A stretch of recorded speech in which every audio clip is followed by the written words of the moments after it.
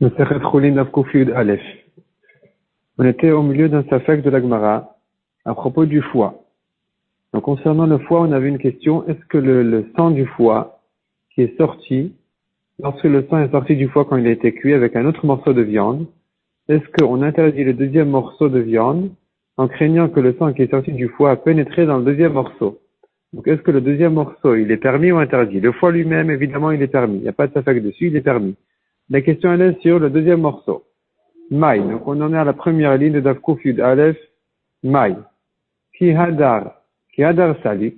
Alors en fait on était au milieu d'une histoire avec Rav Safra, je pense, qui était monté, oui c'est ça, c'est Rav Safra, qui était monté en Eretz Israël. Et Abaye lui a dit avant de monter, quand tu vas là-bas, pose la question. Quel est le digne du foie? Et lui, il avait compris que la question était sur le foie lui-même. Donc quand il est monté, il a vu chez Rav Zrika qu'on se servait de ce foie lui-même qui a été cuit. Alors il est retourné dire à Abaye, c'est bon, le foie est bon. Et Abaye lui dit, non, mais ma question elle est pour le deuxième morceau qui a été cuit avec. Donc maintenant, qui hadar salik, on reprend donc dans la Gemara ici de Daf Kuf Yud Aleph à la fin de la première ligne. Qui hadar salik, lorsque Rav Safra est retourné en Eretz Israël, il est remonté, Ashkechel et Rabbi Zrika, il a revu Rabbi Zrika, et il lui a posé la question, est-ce que le deuxième morceau est interdit ou pas? Donc je reprends, on est en train de parler d'un cas où on a cuit un morceau de foie avec un autre morceau de viande. Le foie est permis parce que le sang sort du foie, ne re-rentre pas. Tant que le foie est en train est perturbé, est occupé à sortir son sang, eh bien le sang ne peut pas rentrer dans le foie. La question est sur le deuxième morceau. Donc, Amar le Haina Miloti Baelach. Alors, Rabbi Zrika lui a dit, ça aussi ne se pose pas la question. De Ana Yanai Bered Rabbi Ami, car moi et Yanai, le fils de Rabbi Ami, Iklean de Be Yehuda, on est allé un jour chez Yehuda, Bered Rabbi Shimon ben Pazi, qui est le fils de Rabbi Shimon ben Pazi. Vekarivulan, et on nous a servi, Kanya de Koufé. Kanya, c'est la trachée artère, de Koufé avec tout ce qui est attaché à la trachée artère elle-même, c'est-à-dire le cœur, le foie, les poumons, et tel quel, la trachée artère telle quelle, on nous l'a servi, ve'achalna, ve'achalé selon la correction, et c'est-à-dire on lui a servi à ce Yehuda, fils de Rabbi Shimon ben Pazi, cette trachée artère avec toute la viande qui est attachée à elle, ve'achalé selon la correction, et il l'a mangé. Donc on voit que c'est kasher, parce que ce foie-là a été cuit avec tous les autres morceaux de viande tout autour, tous les autres organes qu'on vient de citer, le cœur, les poumons, et il ne s'est pas gêné de les manger, donc il ne craignait pas que le sang du foie ait pénétré dans les autres morceaux de viande. Matkifla Rabashi. Veitema Rabbi Shmuel Mizarokinya. Donc Rabashi ou Rabbi Shmuel objecte ici. Vedilma, quelle est la preuve de cette histoire? Peut-être que Pikane Chutlak de Rava, peut-être que la trachée artère était ouverte en dehors de la marmite, ce qui fait que tout le sang qui sortait par tous les tuyaux qui finalement menaient le sang vers la trachée artère, or la trachée artère est à l'extérieur de la marmite, donc ça fait que tout le sang était évacué à l'extérieur. Donc on n'a pas de preuve d'ici que dans un cas où le sang reste dans la marmite, qu'il ne pénètre pas dans l'autre morceau de viande, inami, ou bien, deuxième raison pour laquelle on ne peut pas tirer de preuve de cette histoire, parce que peut-être qu'ici, michlat hava chalitle meikara, peut-être qu'il a mis dans le vinaigre au début, et donc quand il a mis dans le vinaigre, ça fait qu'il a mis donc le foie dans le vinaigre, ça bloque le sang, que le sang ne puisse plus sortir. Ensuite, quand c'est cuit, le sang ne sort plus, c'est terminé. Et donc, il n'y a pas de problème de cuire avec les autres morceaux. Qui a de Ravuna, comme ce qu'on faisait pour Ravuna, que chez Ravuna on faisait chaltile bechala. On mettait dans le vinaigre et ça bloquait le sang. De Rav Nachman, chaltile berotrin. Chez Rav Nachman, on mettait cette viande-là, berotrin, dans de l'eau bouillante. Donc à l'instant où on l'a rentré dans l'eau bouillante, ça fait que le sang est bloqué dedans et il ne sort plus. De savoir Rav Papa Kameh de Rav Alamemar, Chala Asir. La Gemara ajoute dessus que Rav Papa pensait dire devant Rava que le vinaigre lui-même est interdit parce que on a mis dedans la viande avant de la cachérité, donc il y a du sang, un goût de sang dans le vinaigre. Amar leïchala asir, si vraiment on venait interdire le vinaigre, iunami asir, on devrait interdire le morceau de viande lui-même qui a été trempé, qui a été mis dans le vinaigre. Pourquoi? Parce que de même que le sang sort, si vraiment on craignait que le sang sortait de ce morceau-là dans le vinaigre, on devrait craindre que le sang re-rentre dans le morceau de viande. Donc, or, on ne craint pas ça. Donc, c'est la preuve que le sang ne sort pas du tout de la viande si elle était mise dans le vinaigre. Ça bloque le sang à l'intérieur pour qu'il ne sorte pas. Or, le sang, moi j'ai oublié d'introduire, il est très important à voir pour comprendre ça. Le sang n'est interdit que quand il est sorti de la viande. Tant qu'il est dans la viande, c'est-à-dire quelqu'un qui mange de la viande crue, il n'a pas besoin de la cachériser, il n'a pas besoin de la griller, il n'a pas besoin de la saler. Il peut la manger telle quelle avec le sang qui est à l'intérieur. Ce n'est qu'une fois que le sang est sorti de la viande qu'il devient interdit. Donc, quand on cuit la viande, on sait bien que le sang va sortir et re-rentrer dans la viande.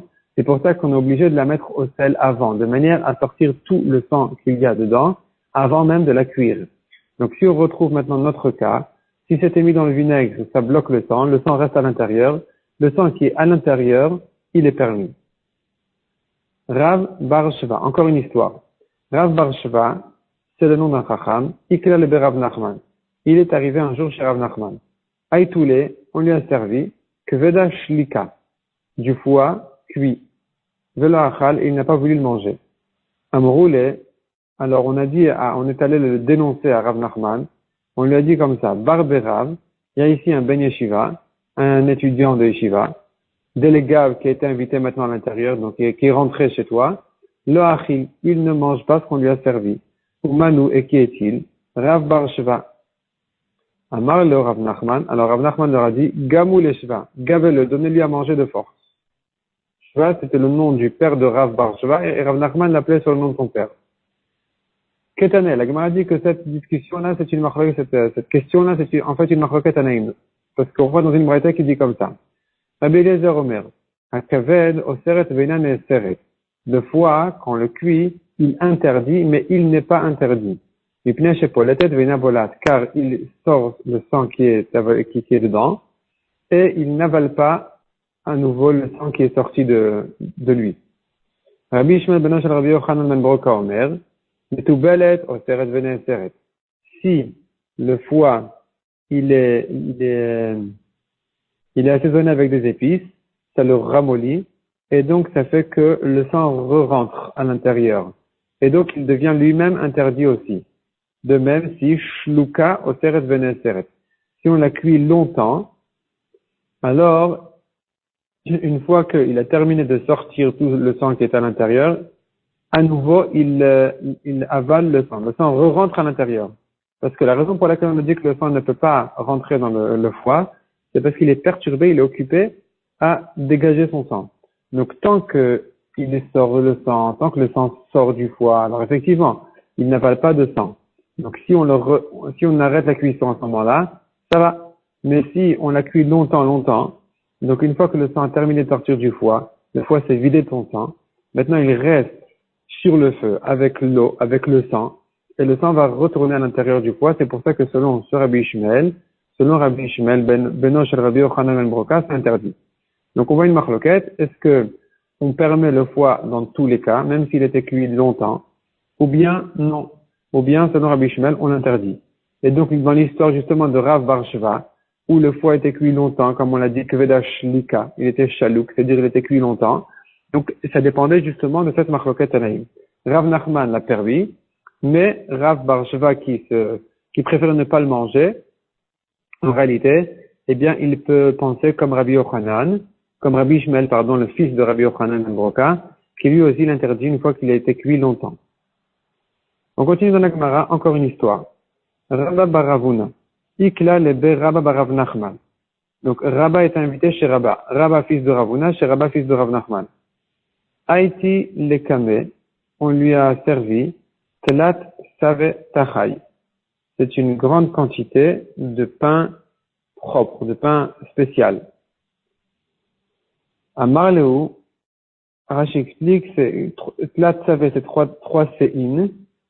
Là, c'est 3, Saveh, c'est Sein, donc c'est une grande quantité. Tachai, c'est du pain propre, qui est, sur lequel on met de l'huile et du miel.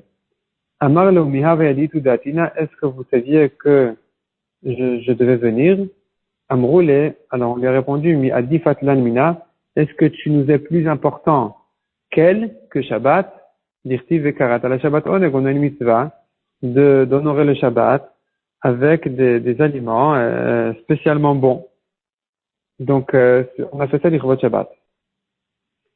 Ashkacha ukveda, il a vu là-bas un foie, des hava basim pona, dans lequel il y avait un tuyau, des bliadma, qui avait dedans du sang. Or, ce sang-là est interdit parce qu'il n'est pas avalé, c'est pas le sang de la chair. C'est un sang qui est déjà sorti de la chair, donc c'est un sang interdit.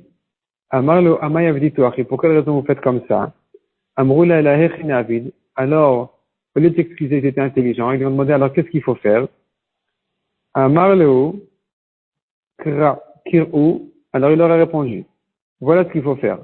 Kir'u shtiverev, vous devez le déchirer, shtiverev, comme dans les deux sens, comme une forme de plus. V'chituch aletachat, et ça doit être coupé vers le morceau qui a été coupé, le côté qui a été coupé, il doit être vers le bas, de manière à ce que le sang sorte vers le bas. Ve'an emilek kveda.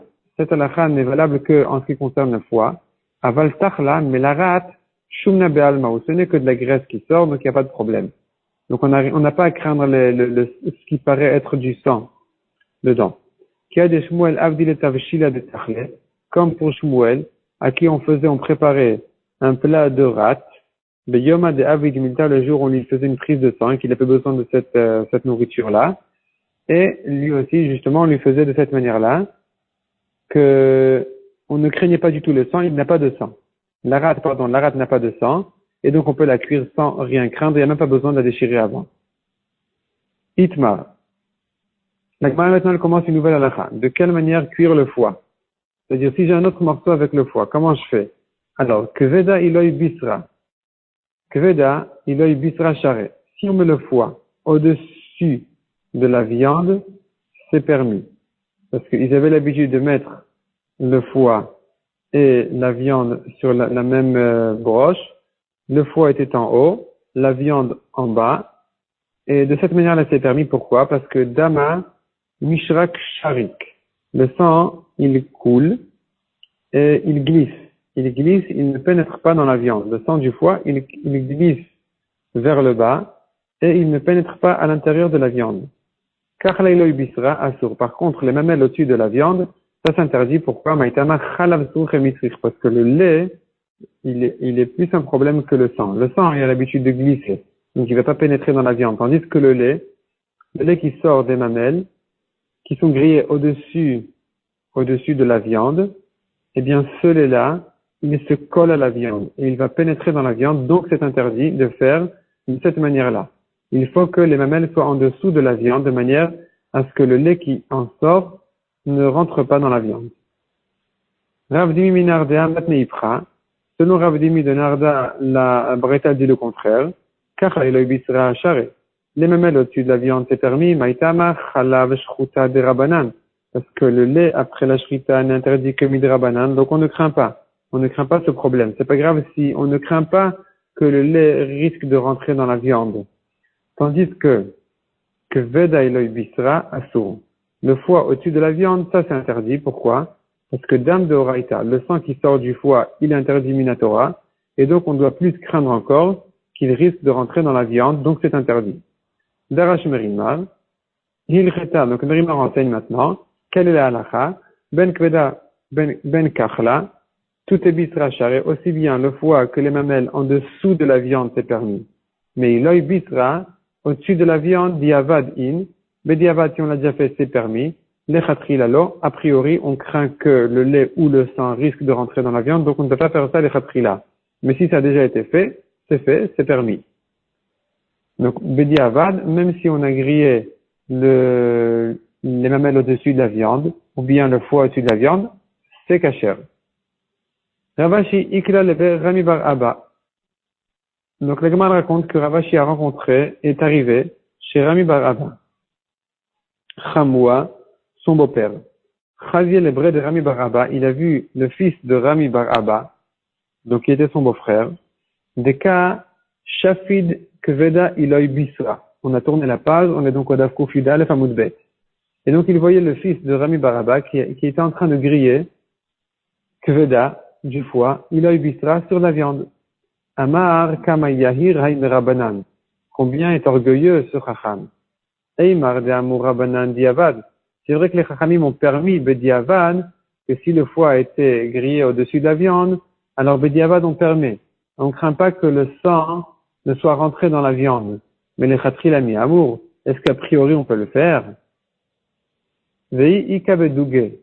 La Gemara ajoute encore une précision. Ikabedouge, s'il y a une assiette qui reçoit les graisses qui sortent de la viande au moment où on grille la viande, dans ce cas-là, Bisra, Iloi, Kveda, Namiasir. Même si il y a la viande au-dessus du foie, c'est aussi interdit. Pourquoi? Parce que le sang qui sort du foie, il rentre dans cette assiette-là, et donc quand il veut, en fait, pourquoi il met cette assiette-là? C'est pour garder les graisses permises, c'est pour garder les graisses. Donc, il veut les utiliser, mais en fait, il y a du sang qui rentre dedans, donc il n'aura plus le droit de manger. Il y a le sang du foie, qui est en dessous de la viande, qui coule dans cette assiette-là, et qui se mélange dans ces graisses-là. Donc, ça fait que les graisses seront interdites à cause du sang. Demande la Gemara au Maishna Midama de Bisra. En quoi c'est différent? D'un cas habituel, on n'a pas de foie au-dessus et de la viande en dessous. Simplement quelqu'un qui est en train de griller de la viande et qui veut garder les graisses de la viande, et il mettait justement donc cette assiette en dessous, ce plat spécial en dessous, pour garder les graisses. Et ici, il devrait craindre que le sang de ce même morceau de viande va aussi tomber dans cette assiette-là en question. Et donc, il se trouve qu'il va se mélanger dans les graisses. On devrait l'interdire dans tous les cas.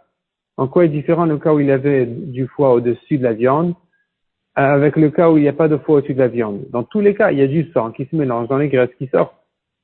Répond la Gemara. Dama de Bisra Shachan. Dama de Kveda Kafi. Il faut faire la différence entre le sang de la viande habituel et le sang du foie. Dama de Bisra, je reprends. Le Dama de Bisra, le sang de la viande, Shachan. Shachan, ça veut dire il coule. Il coule en bas de l'assiette. La graisse flotte au-dessus. Donc on peut manger la graisse et laisser le sang en dessous. Tandis que Dama de Kveda, le sang du foie, il a un autre caractère qui fait que café il flotte, et puisqu'il flotte, il est en haut, il reste au-dessus des graisses, il se mélange dans les graisses, et donc tout est interdit. Amar Rav Nachman Amar Shmuel.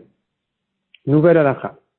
Sakim sheshachatba. Maintenant, la Gemara va traiter le cas du couteau de shrita. Donc le couteau de shrita, en faisant la shrita, il y a du sang qui pénètre dans le couteau.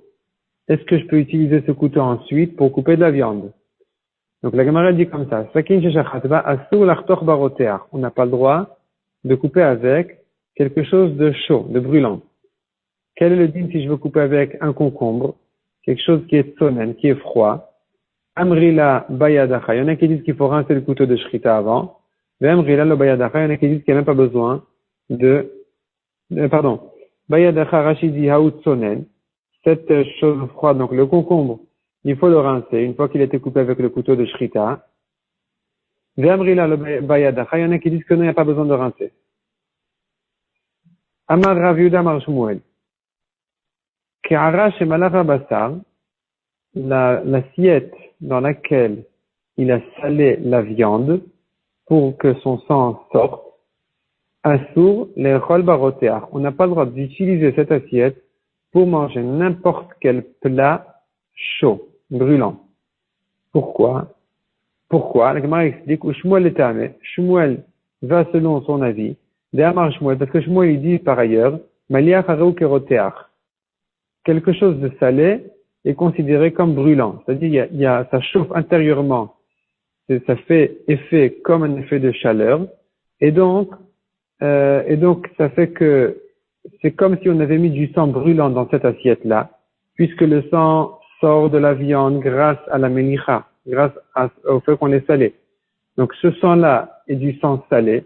Ce sang salé, il est comme brûlant. S'il est comme brûlant, il pénètre dans l'assiette. On n'aura plus le droit ensuite d'utiliser cette même assiette-là pour manger quelque chose de chaud, parce que le plat chaud, il va ressortir la blia, le sang qui est avalé, qui a pénétré dans l'assiette. Vekavouch, areukim vushal. Et Shmuel ajoute dessus que, de même que maliar kerotear, de même que quelque chose de salé est comme brûlant, kavouch, si ça a été mis dans de l'eau pendant 24 heures ou dans du vinaigre pendant quelques minutes, areukim vushal, c'est comme si c'était cuit. Donc ici aussi, il y a le goût qui sort et qui pénètre dans les parois les parois du récipient. Kiata Ravin Rabbi Yochanan, lorsque Ravin est venu d'Eretz Israël, il a dit au nom de Rabbi Yochanan qui était en Eretz Israël, Maliach enok eroteach. Le salé n'est pas comme brûlant. Le kavouch enok imvushal. Et le kavouch non plus, donc une chose qui est restée dans de l'eau pendant 24 heures ou dans du vinaigre pendant quelques minutes, enok imvushal. On ne le considère pas comme si il était cuit. Puisque finalement c'est froid, le sel est froid, la viande est froide, le kavouch aussi, tout est froid là-bas. Donc, on ne considère pas que le goût va sortir, va pénétrer dans les parois du récipient, etc. Tout ça, on craint pas. Amar Abaye, Hade Ravin Neta. Abaye repousse les paroles de Ravin, le témoignage de Ravin, que Ravin vient témoigner, que Rabbi Yochanan pense que on ne craint pas les choses salées, ni le kavouch. Bien Abaye dit non, c'est pas vrai, c'est faux. Dei Pincha, parce qu'il y a une histoire avec Pincha. Pincha, c'est une assiette en argile. D'Ava Rabbi Ami, qui était chez Rabbi Ami. Rabbi Ami était l'élève de Rabbi Yochanan, comme on verra tout de suite. Des malach bisra. Rabbi Ami a salé de la viande dans cette assiette-là en argile. Et puisque l'argile, on peut pas le cachériser, on peut pas faire agala, on peut pas le mettre dans de l'eau bouillante, c'est pas insuffisant pour sortir les bliotes, donc les goûts interdits qui sont rentrés dedans. Donc il n'y avait pas de solution. Vetavre, il a cassé l'assiette. Et la Gemara et Abaye, il vient prouver de cette histoire-là. Mir de Rabbi Ami, Talmid de Rabbi Yochanan Ava, puisque Rabbi Ami, sachant que Rabbi Ami était l'élève de Rabbi Yochanan, Maïta Matavre, pour quelle raison il a eu besoin de casser l'assiette? Lav Mishum de Shmial, n'est-ce pas que c'est parce qu'il avait entendu de son maître Rabbi Yochanan, Miné de Rabbi Yochanan, de Amar Maliach Harou Keroteach, que Rabbi Yochanan craint, Maliach le salé, Harou Keroteach qu'il est comme du brûlant, et donc c'est pour ça que cette assiette en argile, elle a donc avalé un goût de sang interdit et que donc elle n'a pas de solution si ce n'est que de la casser. Donc finalement on voit que même Rabbi Yochanan est d'accord avec cette halakha-là de Shmuel qui dit que maliach keroteach, quelque chose de salé est comme brûlant. Donc le goût salé, donc s'il y a beaucoup de sel, tellement de sel que on peut pas le manger. S'il y a tellement de sel, on considère l'aliment comme s'il était brûlant et que donc son goût va pénétrer dans le récipient. Yati Rav Kahana, Arva de Rav Yehuda, Rav Kahana qui était le frère de Rav Yehuda était assis, Kamed de Ravuna devant Ravuna. Veyati Vekahama, il était assis et disait la halakha suivante. Kiara shemalach labassar, l'assiette dans laquelle il a salé la viande donc avec une quantité de sel pareil qui fait que pour sortir le sang, pour cachériser la viande, assur le chol baroteach. On n'a pas le droit de manger dans cette assiette quelque chose de brûlant. Parce que, comme on l'a dit, le sang était salé, était très salé, et donc c'est comme s'il était brûlant et que donc on craint qu'il a pénétré, on sait qu'il est rentré son goût est rentré donc dans l'assiette. Donc, dorénavant, cette assiette-là, on n'a plus le droit d'utiliser pour quelque chose de brûlant, de chaud, parce qu'on craint que le goût interdit va ressortir et va rentrer dans l'aliment qu'on va maintenant manger. Utnon, shechatacho besakin, un radis que on a coupé avec un couteau bessari, un couteau de viande, mutar lochlo bekutar. On a le droit de manger le radis avec un plat de lait. Maïtahama, pour quelle raison? Amar Abaye, Hai heterabala, Vehai isurabala. Alors, il vient faire la différence. L'assiette dans laquelle on a salé de la viande, elle a avalé un goût de issour, de sang. Tandis que le radis qu'on a coupé avec un couteau, eh bien, il a avalé un goût moutard, un goût permis, parce que c'est un goût de viande. La viande, elle est permise. Donc, c'est pas grave que ce goût-là soit rentré dans le tsnon. Amar le Rava, qui bala hetera. Qu'est-ce que ça peut bien faire que le radis a avalé un goût de héter, de viande? Maïave, qu'est-ce que ça peut bien faire? Sauf, haï, hetera datilide isuraou. Finalement, ce héter-là, cette viande-là, va en arriver à un issour, parce que, parce qu'il est en train de manger, il veut manger avec ce radis-là un plat de lait. Donc, il y a le goût de viande dans le radis qui va être mangé dans du lait. Donc, on devrait l'interdire.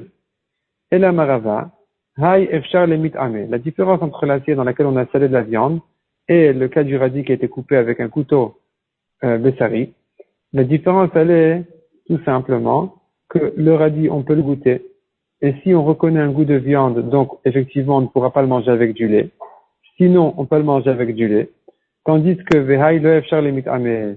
Tandis que le plat qui a été posé dans l'assiette dans laquelle on a salé du sang, on n'a pas le droit de le goûter pour vérifier est-ce qu'il a un goût de sang. Parce que s'il a un goût de sang, ça sera interdit. Donc on peut pas le vérifier, on peut pas le goûter. C'est pour ça qu'on interdit de le faire. Amar le Rafa le Rava. Velitamek fela rama'a. On devrait donner à un goy, un boulanger goy, un cuisinier goy, de goûter ce plat-là, lui demander qu'est-ce qu'il en pense. S'il dit un goût de sang, on saura que c'est interdit. S'il n'y a pas de goût de sang, on saura que c'est permis. Qui dit qu'on peut compter sur un goy? Milotna, n'est-ce pas qu'on a enseigné dans une Mishnah? Kedera chez Bichel Babasar, Loeva Bachalav. Une marmite dans laquelle il a cuit de la viande, il n'a pas le droit de cuire du lait. Veim Bichel, et s'il a quand même cuit, Benoten Tam, on vérifie s'il y a un goût de viande dans le lait. Bichel Batrouma, Loeva Bachoulim. S'il a cuit dans la marmite de la Trouma qui doit être donnée au Kohen, qui est interdite à celui qui n'est pas Kohen, le Yavashel Bachoulim, il n'a pas le droit de cuire là-bas des Choulim, qui ne sont pas donnés au Kohen, qui sont permis à tout le monde en fait. Veim Bichel, et s'il a quand même cuit, Benoten Tam, on vérifie est-ce que ce deuxième plat-là a un goût de Trouma, c'est-à-dire a le goût du premier plat, qui est le Trouma. Si oui, eh bien le deuxième doit être donné aussi au Kohen, il est interdit aux autres, il doit être peut-être plutôt vendu au Kohen, il est interdit aux autres, et s'il n'y a pas de goût, alors c'est permis à tout le monde. Ve'amrinan. Et on a posé sur cette Mishnah une question. Bishlama Trouma Taim la Kohen. La Trouma, on comprend, ça va bien. On la donne au Kohen. On donne au Kohen à goûter le deuxième plat. S'il reconnaît le goût du premier plat, c'est qu'il y a un goût de Trouma. Donc ça sera interdit aux autres. Si le Kohen ne reconnaît pas un goût du premier plat, et c'est la preuve qu'il n'y a plus de goût, c'est terminé, on peut le manger tranquillement. Et la Basar Bechalav Man Taim là, mais la marmite dans laquelle on a cuit tout à l'heure, on a cuit plutôt de la viande, et maintenant on vient de cuire du lait. Qui c'est qui va goûter ce lait-là pour reconnaître est-ce qu'il y a un goût de viande ou pas? Comment est-ce qu'on peut dire que c'est Benoten Tam? Il faut savoir est-ce qu'il y a un goût ou pas de goût. Qui c'est qui a le droit de goûter? Ve'amarlan, et on a répondu sur cette question-là. Lit amek kfela. On le donne à un kfela, un boulanger, un goy qui s'y connaît. Alors on voit de là qu'on peut compter sur le goy. Répond la Gemara. Donc la question en fait elle se poursuit. Elle dit Hachanam l'itame kfela. Ici aussi on devrait le donner à un goy. Que le goy goûte. Kfela c'est le boulanger. On n'a qu'à donner au goy. Il n'a qu'à le goûter. Donc le plat qui a été mis dans l'assiette dans laquelle on a salé la viande. Et s'il ne reconnaît pas de goût de sang dans ce plat, on pourra le manger. Il sera kasher. Répond la Gemara, Achinami, effectivement, ici aussi, Tiki Amina de l'Eka Kfela. Quand est-ce qu'on a interdit de mettre un plat brûlant dans cette assiette dans laquelle on a salé de la viande? C'est dans un cas, effectivement, où on n'a pas de goy à lui donner, à goûter, ce deuxième plat-là. Donc, dans le doute, on l'interdit. Tmar. Dagim Shalou Bakara. Ici, la Gemara, elle va rentrer dans une question qui s'appelle Nat Baranat, c'est-à-dire, si le goût n'est pas passé directement de la viande au lait, non seulement il n'est pas passé directement, mais même la chose qui a pris le goût de la viande n'est pas mis en contact directement avec le lait, simplement il y a encore un intermédiaire entre eux. qui s'appelle Nat Noten Tam, Bar Nat, fils de Noten Tam. Donc le goût a été pris d'un autre goût de viande. C'est quoi l'histoire? Alors la Gemara dit comme ça, Dagim Shalou Bakara, des poissons. Donc des poissons, Rashi explique qu'il s'agit de poissons brûlants qui viennent d'être cuits, donc ils sont encore très chauds. Shalou Bakara, il les a mis directement dans une assiette dans laquelle on a mangé de la viande. Donc maintenant les poissons ont pris le goût de l'assiette dans laquelle il y a un goût de viande. Rav Amarasur, le Ochlan Bekoutar, Rav interdit de manger avec un plat de lait, ou Shmuel Amar Moutar, le Ochlan Bekoutar, Shmuel permet de les manger avec du koutar qui est un plat de lait. Et la Gemara explique la vie de chacun. Rav Amar Asur. Selon Rav, c'est interdit. Pourquoi? Noten Ta'amu. Parce que il y a dans le poisson, il y a un goût de viande qui est rentré dans les poissons grâce à travers l'assiette. Et maintenant, donc, ces poissons-là, ils sont des poissons de viande qui ne peuvent pas être mangés avec du lait. Ou Shmuel Amar Moutar. Selon Shmuel, c'est permis. Pourquoi? Noten Tam bar Noten Tam hu. Il y a deux fois, c'est-à-dire le Noten Tam, le goût du poisson qui est mis dans le lait, dans lequel il y a un goût de viande. C'est pas le goût de viande directement. C'est un fils, bar, Noten Tamu, du goût de viande qui est rentré dans l'assiette. Donc, de la viande qui est rentrée dans l'assiette, c'est encore considéré un goût de viande direct. Le goût de l'assiette, il est interdit, c'est-à-dire de manger un plat de lait directement dans cette assiette-là, ça sera interdit, parce que le goût qui est rentré dans l'assiette est considéré vraiment comme de la viande. Mais de là, à interdire même les poissons qui ont pris ce goût-là, ça s'appelle déjà un goût fils de goût, notentam bar notentam, nat bar nat, et donc, selon Shmuel, c'est permis. Ce que Rav a interdit, ça n'a pas été dit clairement. Rav ne l'a pas dit clairement. Et la miklala itmar. C'était sous-entendu d'une histoire de Rav. Quelle est l'histoire? Des Rav ikla le Rav Shimi bar Chia bar Bere. Rav est arrivé un jour chez Rav Shimi bar Chia, son petit-fils. Chash be'enav, Rav avait mal aux yeux. Avdoule shaifa, on lui a fait une pommade de ta'a dans une assiette. Donc, on lui a préparé un remède de pommade dans une assiette. Batarachi, ensuite, Ramoulé Bishula Begava. On lui a servi à manger dans cette même assiette. Évidemment, on l'a nettoyé entre la pommade et le repas. Et on lui a servi dans cette même assiette. Taimle, Tama de Shaifa. En goûtant le plat, il a senti le goût amer de la pommade. Amar Yahiv Tama Kuleai, alors Rav a dit, il était impressionné que Yahiv Tama, ça donne du goût Kuleai tellement. Le goût est rentré dans l'assiette et est ressorti dans le plat. Donc, on a compris de cette expression de Rav que Rav voulait, en fait, nous apprendre une halakha. Parce que Rav ne parlait pas pour rien. Rav n'était pas en train de donner des recettes de goût ou des conseils de ne pas servir à manger dans des assiettes dans lesquelles on a préparé des médicaments.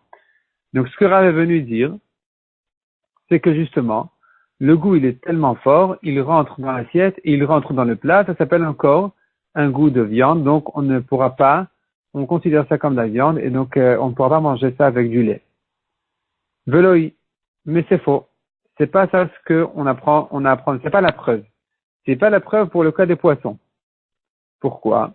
Shaniatam, il est différent là-bas, dans l'histoire de Rav, des nafish merarat fait, où là-bas, la pommade, elle était faite à base d'herbes spécialement amères, et puisque c'est spécialement amer, donc, il y a le goût qui va plus loin encore que d'habitude.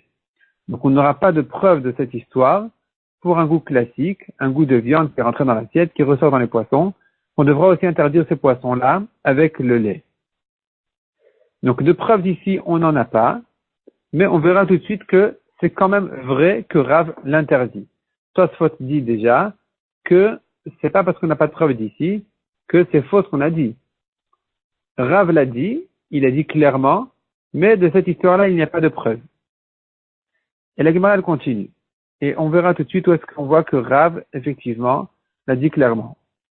Rabbi Elazar, encore une histoire.